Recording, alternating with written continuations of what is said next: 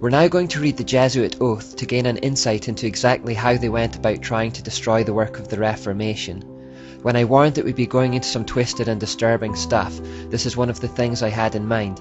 It's an extremely disturbing document, but it's important to go over it, as it doesn't just give us insight into the Jesuits.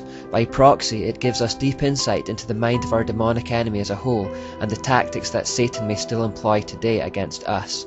Remember, he has no new tricks. Incidentally, I'll post a copy of this in the notes section of the Fuel Project Facebook page if you want to read it again. My son, you have been taught to act the dissembler. Amongst the Roman Catholics to be a Roman Catholic, and to be a spy even among your own brethren, to believe no man, to trust no man.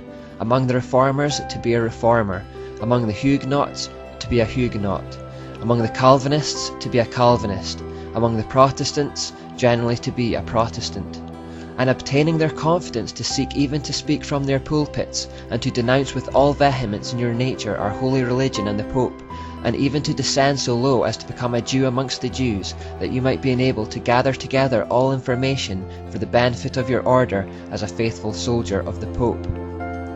You have been taught to insidiously plant the seeds of jealousy and hatred between states that were at peace, and incite them to deeds of blood involving them in war with each other, and to create revolutions and civil wars in communities, provinces and countries that were independent and prosperous, cultivating the arts and the sciences and enjoying the blessings of peace. To take sides with the combatants and to act secretly in concert with your brother Jesuit, who might be engaged on the other side, but openly opposed to that which you might be connected, only that the Church might be the gainer in the end, in the conditions fixed in the treaties for peace, and that in the end justifies the means. You have been taught your duties as a spy to gather all statistics, facts and information in your power from every source, to ingratiate yourself into the confidence of the family circle of Protestants and heretics of every class and character, as well as that of the merchant, the banker, the lawyer, amongst the schools and universities, in parliament and legislatures, and in the judiciaries and councils of state, and to be all things to all men for the Pope's sake, whose servants we are unto death. You have received all your instructions heretofore as a novice, a neophyte, and have served as a coadjutor, confessor, and priest, but you have not yet been invested with all that is necessary to command in the army of Loyola, in the service of the Pope. You must serve the proper time as the instrument and executioner as directed by your superiors, for none can command here who has not consecrated his labours with the blood of the heretic, for without the shedding of blood no man can be saved. Therefore, to fit yourself for your work and make your own salvation sure, you will, in addition to your former oath of obedience to your order and allegiance to the Pope, repeat after me. I promise that, and declare that I will, when opportunity presents, make and wage relentless war, secretly or openly, against all Protestants and Liberals as I am directed to do, to extirpate and exterminate them from the face of the whole earth, and that I will spare neither age, sex, or condition, and that I will hang, burn, waste, boil, flay, strangle, and bury alive these infamous heretics, rip up the stomachs and wombs of their women, and crush their infants' heads against the walls, in order to annihilate for ever their execrable race. That when the same cannot be done openly, I will secretly use the poisoned cup, the strangulating cord, the steel of the poniard, or the leaden bullet, regardless of the honour, rank, dignity, or authority of the person or persons, whatever may be their condition in life, either public or private, as I at any time may be directed to do so by any agent of the Pope or superior of the Brotherhood of the Holy Faith, the Society of Jesus. By reading these words we gain a full appreciation of their shocking tactics, which can be summed up like this. Their intention was to become part of the faith, system, culture, or group that they intended to destroy.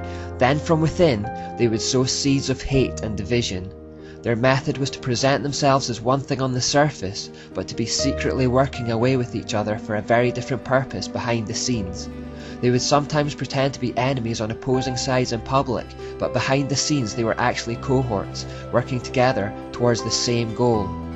This type of attack is sometimes referred to as becoming a fifth column, meaning that the most effective way to attack something is not from the north or the south or the east or the west, but from within. Cicero once said, A nation can survive its fools and even the ambitious, but it cannot survive treason from within. An enemy at the gates is less formidable, for he is known and he carries his banners openly. But the traitor moves among those within the gates freely, his sly whispers rustling through all the alleys, heard in the very halls of government itself. For the traitor appears not traitor, he speaks in the accents familiar to his victims, and he wears their face and their garments, and he appeals to the baseness that lies deep in the hearts of all men. He rots the soul of a nation, he works secretly and unknown in the night, to undermine the pillars of a city. He infects the body politic, so that it can no longer resist. A murderer is less to be feared.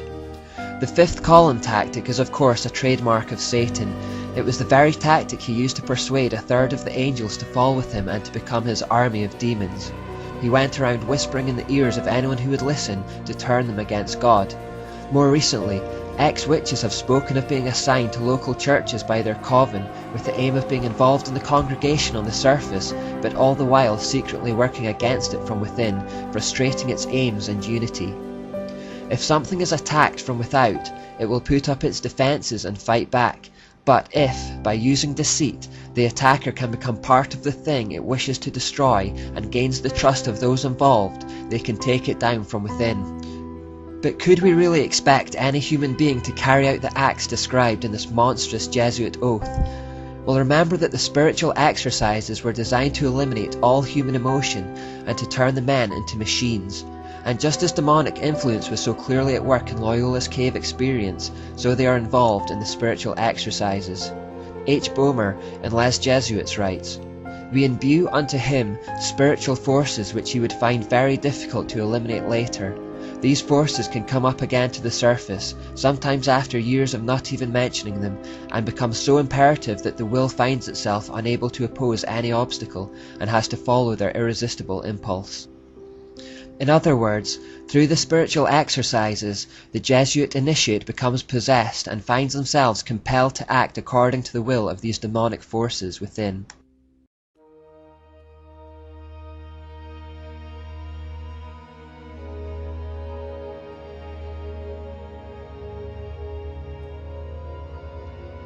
Because Jesuit actions are centered on blind obedience to their superiors, they are told that they will never be held accountable for anything they do, not even by God. They are absolved of all personal responsibility as they become mere puppets for those that are higher up in the hierarchy. A professor told a student who was studying under him to become a Catholic priest, "You will never have to give an account to God for actions you do by the order of your legitimate superiors.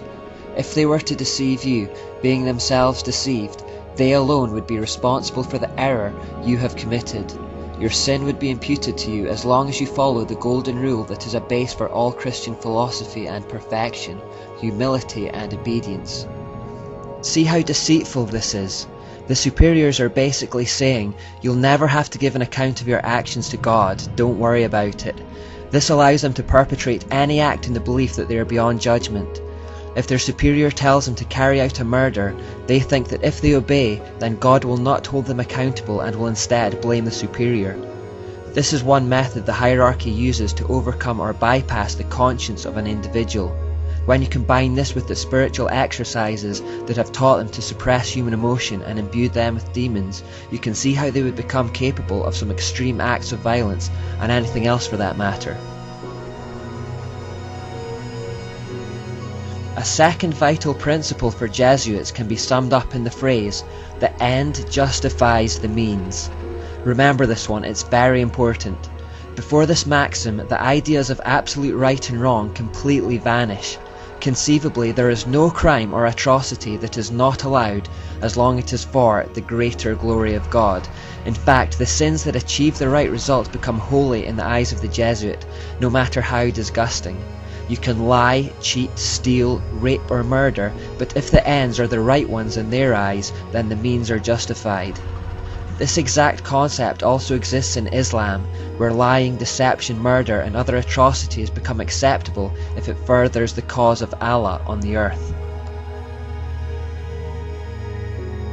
A third twisted principle of the Jesuits is probabilism. If a Jesuit has in mind to do something but knows it is very probably illegal, If he can find the merest hint that it may not be, he is allowed to continue with his action.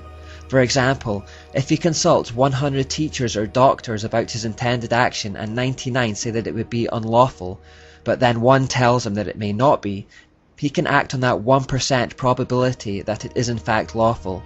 In fact, if the Jesuit can imagine any reason in his own mind why his action may not be unlawful, however unlikely, this frees him to do it. It's a form of self-deception, lying to yourself to try to keep the conscience clear. Fourthly, there is the idea of directing the intention. This is the idea that if the person meditates on something holy while they perpetrate something evil, the soul contracts no guilt or stain. Therefore the Jesuit can kill someone or lie or cheat or steal, but as long as he is focusing on something holy at the time in his mind, their soul remains white as snow. Again, such is the depth of deceit within the Jesuit system that they deceive even themselves. Fifthly and finally, there is the doctrine of equivocation or mental reservation. This policy allows the Jesuits to follow a secret policy while stating something completely different to the outside world. This is directly from the mysteries where secret doctrines and purposes were hidden under double meanings and secret symbols that seem quite innocent to the uninitiated. A Jesuit quoted, "It is permitted to use ambiguous terms, leading people to understand them in a different sense from that in which we understand them. A man may swear that he never did something, though he actually did, meaning within himself that he did not do so on such a day, or before he was born, or under any circumstances, while the words he employs may have no such sense as would discover his meaning." He goes on to say, "It is the intention that determines the quality of the action, and one may avoid falsehood if, after saying or denying something aloud, then add something under his breath that, if true, would make his statement the truth." So take this example. A Jesuit murders a man on a Thursday, and the police take him in for questioning and ask him if he murdered the man in question. The Jesuit replies, "I did not murder him," which is obviously a lie because he did, but then under his breath or mentally he adds the words, "on Friday." These inaudible words that he whispered to himself after the initial lie have now made the statement true. By doing this, Jesuits can permit perjury and in their own eyes remain blameless.